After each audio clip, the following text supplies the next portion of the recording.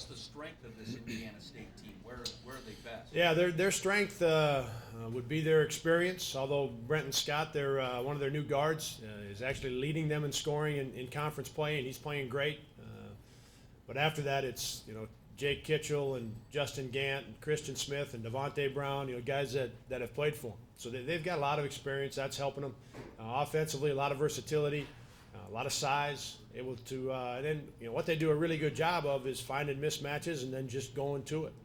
And they'll just stay at it with any kind of mismatch that they get, and they've got the personnel to be able to really get after any kind of mismatch. And so very good offensively, and then at the defensive end, they just don't give you much. They just kind of they take away the one or two things you really want to get done, Gary, and they find a way to make it hard for you at that end, and then go down and play offense with a bunch of guys that have experience and a couple guys that can drive it, and then a team full of guys that when they find a mismatch, they're just going to keep going to it. Possessions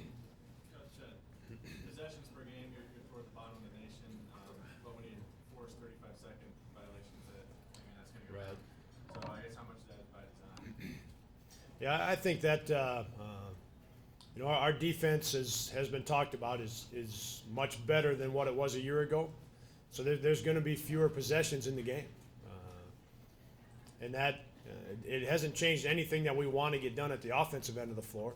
We still want to play in transition and push the ball and play fast and get any easy opportunity that we can in the open floor. So we're still playing a lot the same offensively. Maybe a little more patience if we don't get something easy, don't get something early. The biggest change, though, has been the defense, and that has an impact on that statistic. And that part of it obviously has been very good for us. That part of it I really like, the fact that we're able to force teams to have to play offense for a while and force them into late shot clock and force them into situations where they've got to take a tough shot. And then the other thing that has helped in the last 3 games, Carson, you're starting to see a difference in our rebounding. We're starting to see some blockouts, and that's made a real difference. And I guess I don't know where that necessarily fits into that part of it, the offensive number, but it's certainly helping that defense. How much are you paying attention to those numbers and where you rank and how it compares to other teams that you're playing? I don't. I guess I don't look at very many of them. The only numbers I look at are really the defensive field goal percentage. That one we pay a lot of attention to. The rebounding number. And we've always just looked at the rebounding number as how many the opponent got and how many we got. Crawford found a good formula that we look at now that does rebounding percentage. So it's a truer measure of what really happened in the game. So we look at that one real close. We chart our own rebounding in practice and in games. I look at that one real close. In terms of the bigger numbers that are out there a lot now and have been for a while, I don't pay a lot of attention to them, I guess. There's just a handful of them to do with our team and some of the charts that we keep that I study hard and pay a lot of attention to. Yeah, how about points per possession? With possessions being what they are, that's got to be a big one. Yeah, that's one of them that is on the chart that we share with our guys quite a bit. And that 1 point per possession,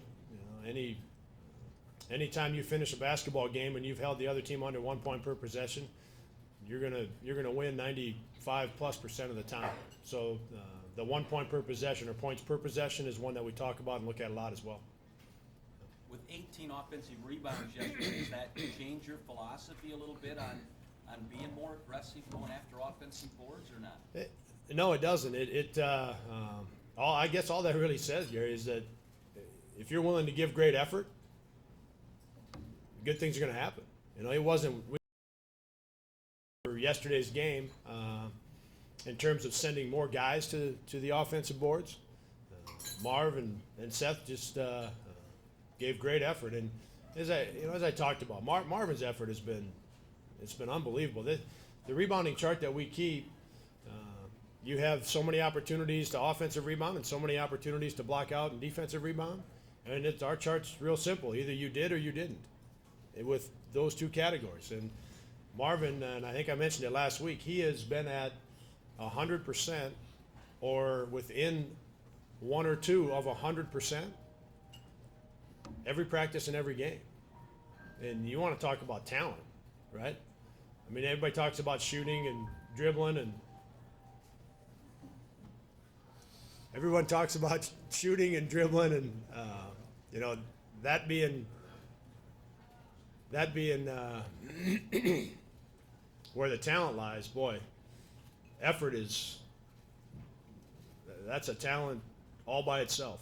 And so there wasn't a change yesterday. We won't change it going forward.